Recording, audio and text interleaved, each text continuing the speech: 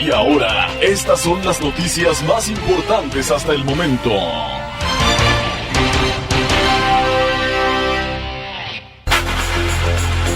Hola, ¿qué tal? Muy buenos días. Estamos ya con nuestro servicio noticioso en resumen a través de logosradio.com.mx y a través de Mágica FM 98.7 desde el sureste de México, San Cristóbal de las Casas, Chiapas. Maduro va contra los traidores, huele rebelión en la granja. El secretario general de la Organización de los Estados Americanos, la OEA, Luis Almagro, expresó el jueves su repudio por los reportes de secuestro y tortura de menores en centros de detención en Venezuela y los calificó como crímenes de lesa humanidad que deben ser castigados. 100 Noticias, Nicaragua, tiene toda la información. Los enchufados son, según el presidente Nicolás Maduro, el segundo enemigo a vencer por su gestión, después de lo que califica como conspiraciones en su contra. Que es un enchufado, un corrupto, un degenerado, alguien que se ha aprovechado del poder que le ha dado la revolución o el pueblo para beneficiarse en lo personal.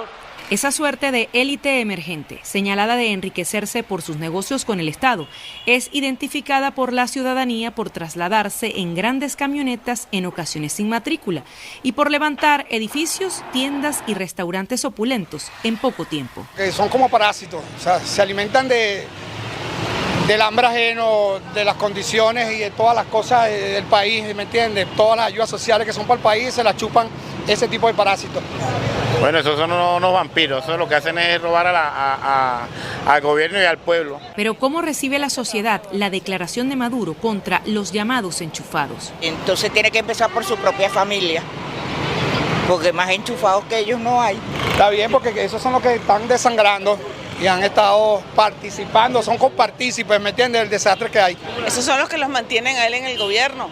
Eso es mentira. Esos no van a desenchufarse.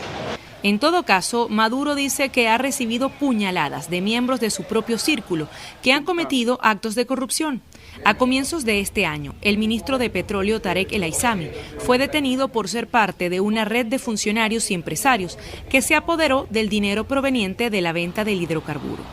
Ustedes pueden estar seguros que yo estoy comprometido en la lucha contra esos infiltrados, contra esos enchufados, contra la corrupción en toda su forma.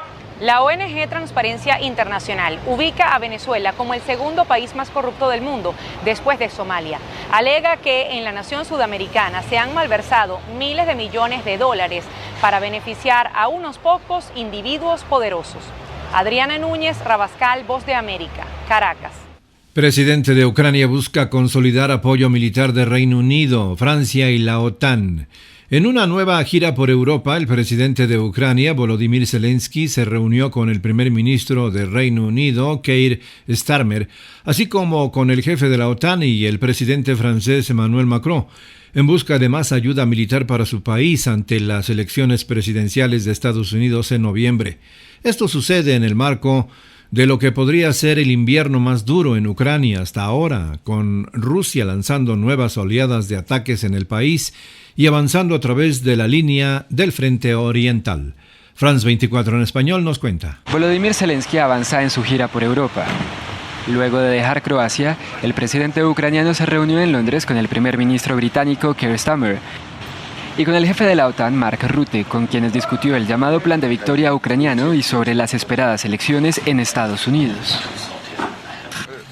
De verdad, dejen de preocuparse por una presidencia de Trump.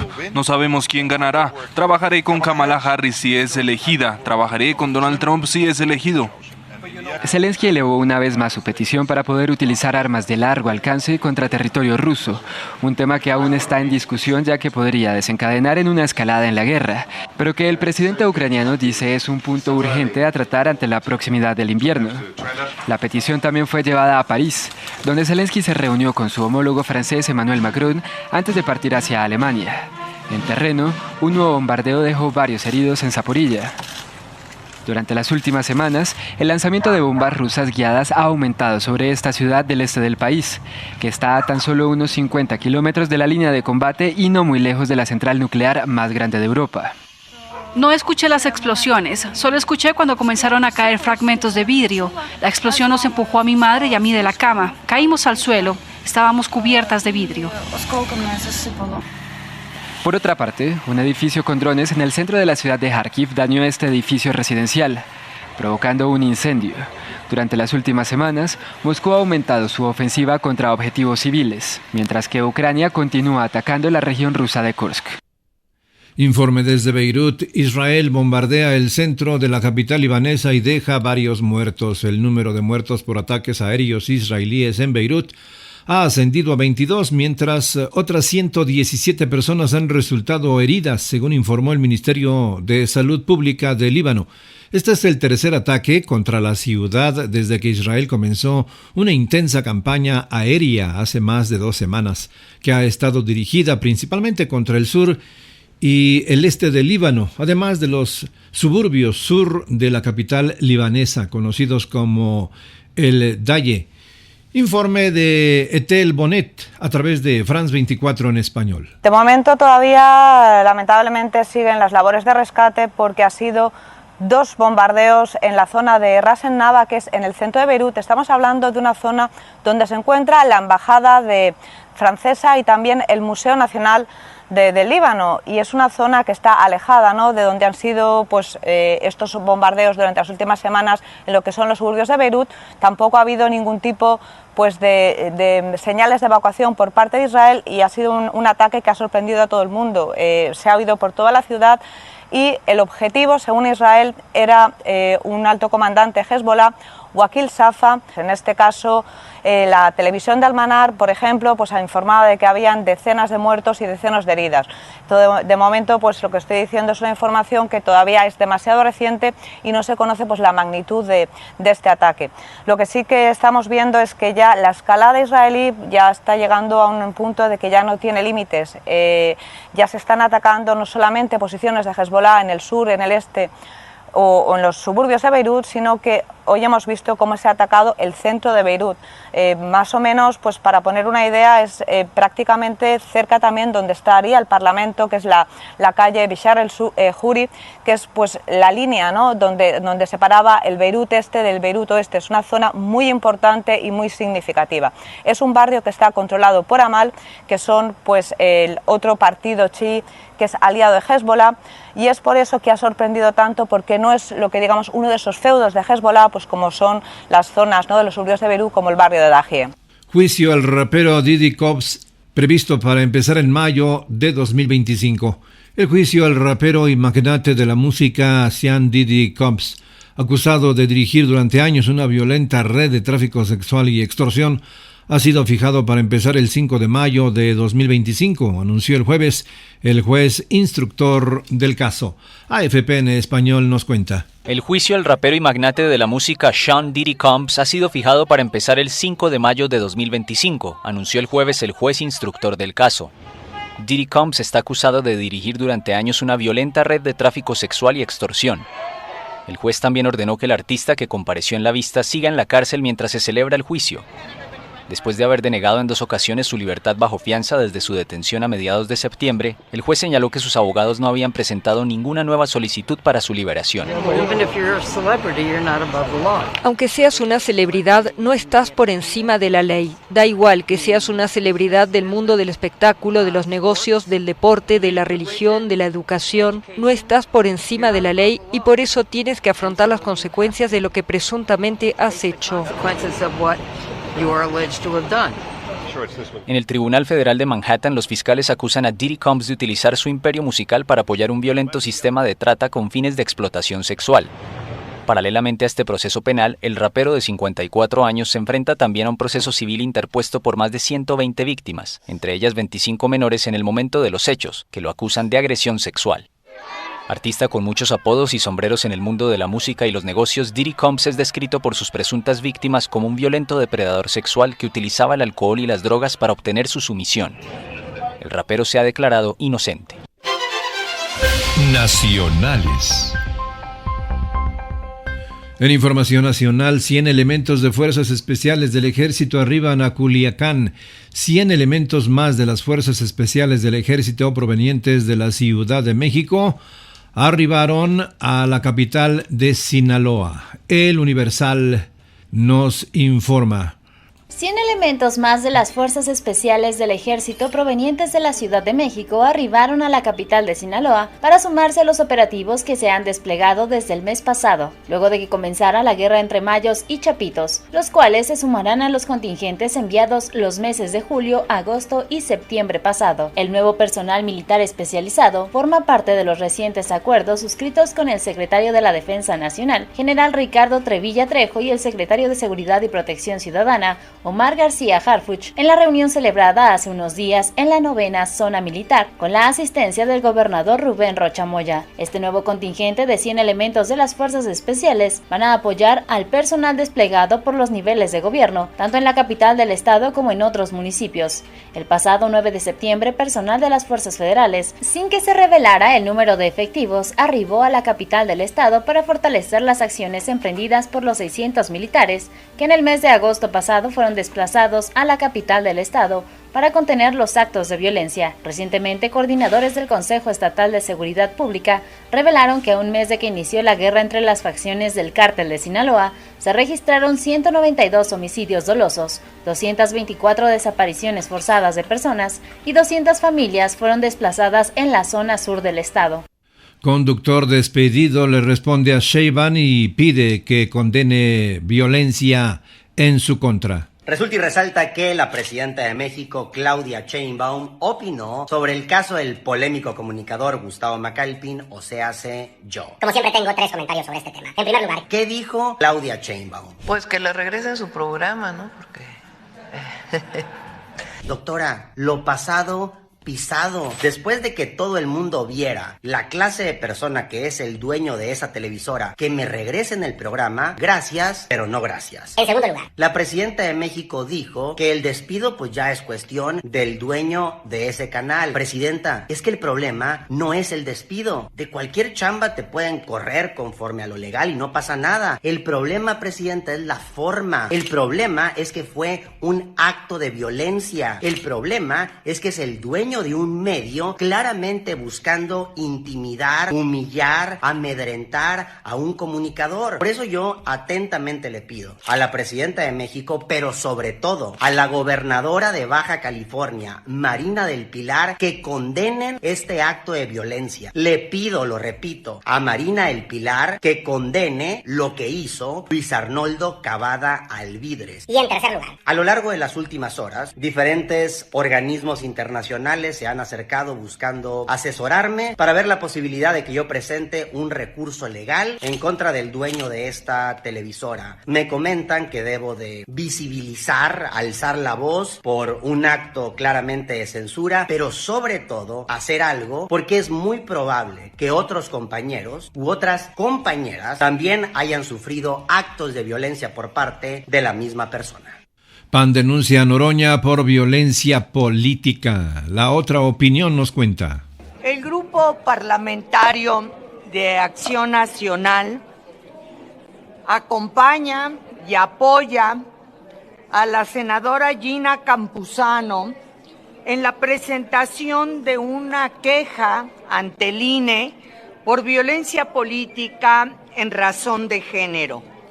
Esto debido a los hechos ocurridos durante la sesión del 11 de septiembre del 2024, al principio de esta legislatura, cuando nos encontrábamos en la discusión de la reforma del Poder Judicial, precisamente en la sede de Jicoténcatl. ¿En qué consiste esta queja? El 12 de septiembre, el senador Noroña, es decir, un día después de la sesión, publicó en su canal de YouTube, GF Norona, un video titulado 20 congresos estatales aprueban la reforma, donde hace comentarios sexistas y hace sujeta de burla a la senadora Gina Campuzano por lo ocurrido en esta sesión legislativa que les comento en Jicotencatl, en donde de manera involuntaria se abrió su blusa. Este video ha sido publicado en diversas redes sociales. Ha generado múltiples comentarios sexistas, machistas y ofensivos por parte de los usuarios.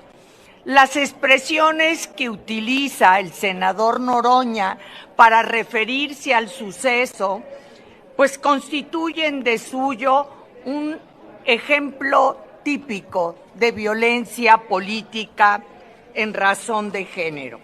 Ahora resulta que un duende modificó en la madrugada el artículo 500. Para dejarlo peor de como estaba en la reforma constitucional aprobada. Hasta la presidenta Claudia Sheinbaum expresó su desacuerdo. Lo hemos dicho y lo sostenemos. Esta reforma al Poder Judicial es un atropello y un engaño. Nuestro voto será en contra, dice Ricardo Anaya. Yo no creo en la polarización radical. Yo no creo que de un lado están las buenas y los buenos y del otro lado están las malas y los malos.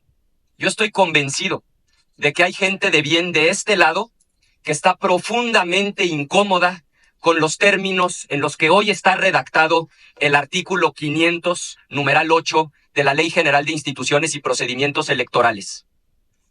Y la presidenta de la República, la doctora Claudia Sheinbaum, hace unos minutos se deslindó de manera contundente de ese despropósito. Y voy a citar textualmente a la presidenta de la República, que se acaba de pronunciar hace apenas unos minutos. Dijo la presidenta de México: nosotros no estuvimos de acuerdo.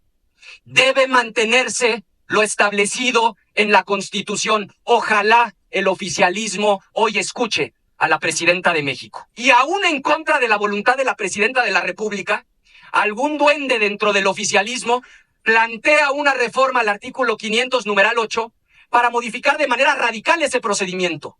En el nuevo procedimiento el paso 1 es el mismo. Sacas 8 de promedio, te da la carta a la vecina, se te considera apto para ser ministra o ministro de la Corte. Ese sigue siendo el paso 1. El paso 2 sigue siendo el mismo. El comité de evaluación reduce la lista ¿a cuántos? A 10. Pero aquí viene la trampa, aquí viene el engaño, aquí viene el embuste. Agregan un paso que no existía en la reforma constitucional. Le mandan al poder correspondiente, ejemplo este Senado de la República, la lista de 10. Y le dan al Senado el poder de decir cuál de esos 10 sí va a la boleta y cuál no va a la boleta. Y si resulta que al que le habían prometido ser ministro no viene en la lista, pueden devolver la lista completa y ordenar que les manden una nueva.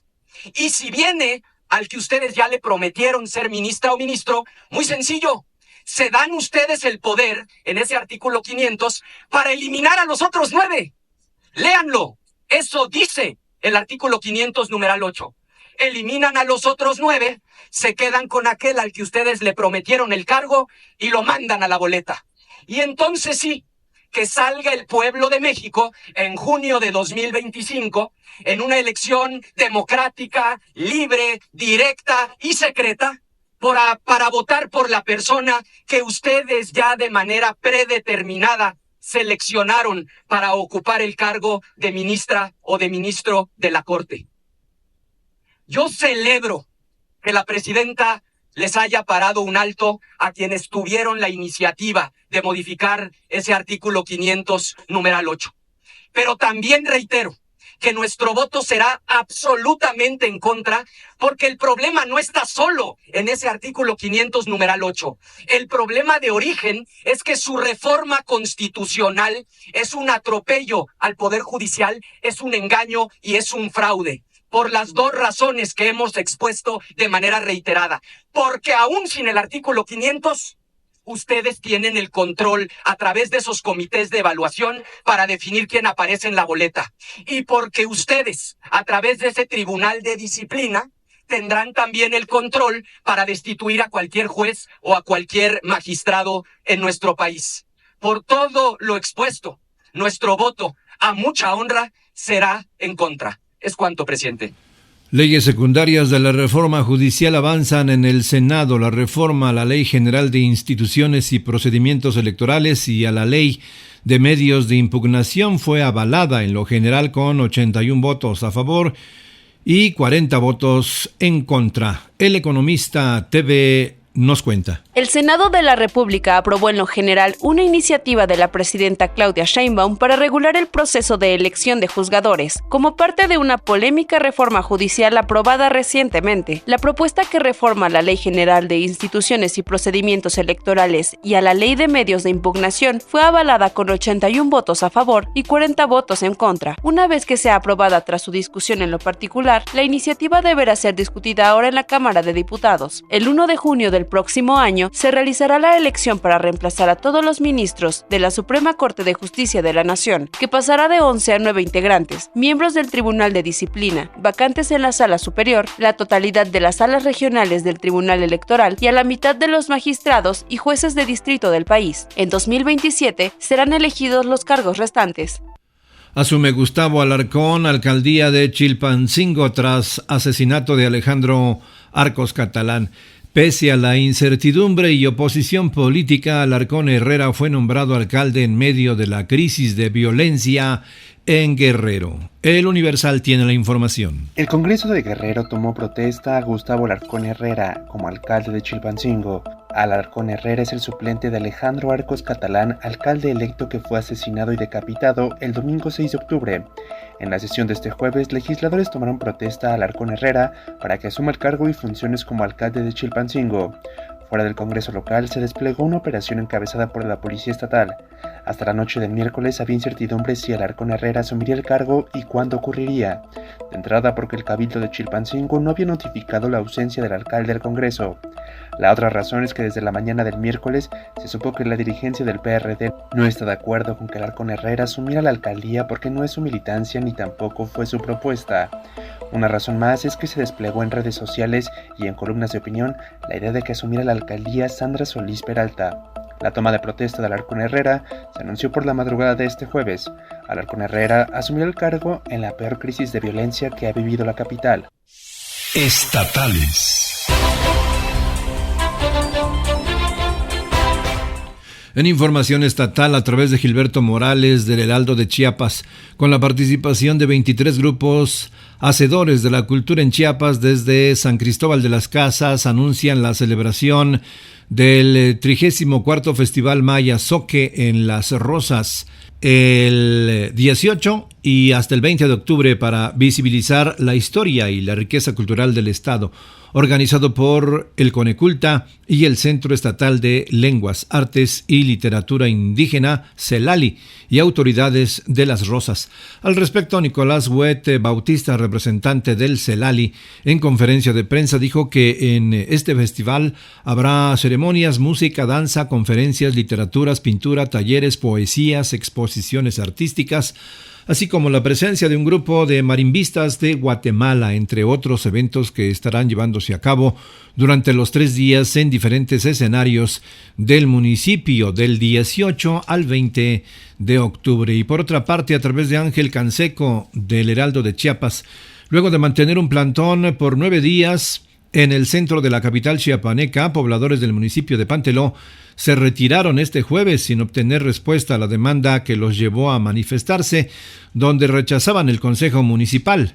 El grupo, integrado por hombres y jóvenes, había instalado su campamento frente a Palacio de Gobierno Estatal para demostrar su rechazo a las autoridades municipales elegidas por la 58 legislatura del Congreso del Estado de Chiapas. Entre las principales demandas se encontraba la disolución de dicho Consejo Municipal, señalando que los personajes elegidos pertenecen al grupo de los Herrera, el cual señalan como una facción delictiva que opera en el municipio de Panteló. Locales.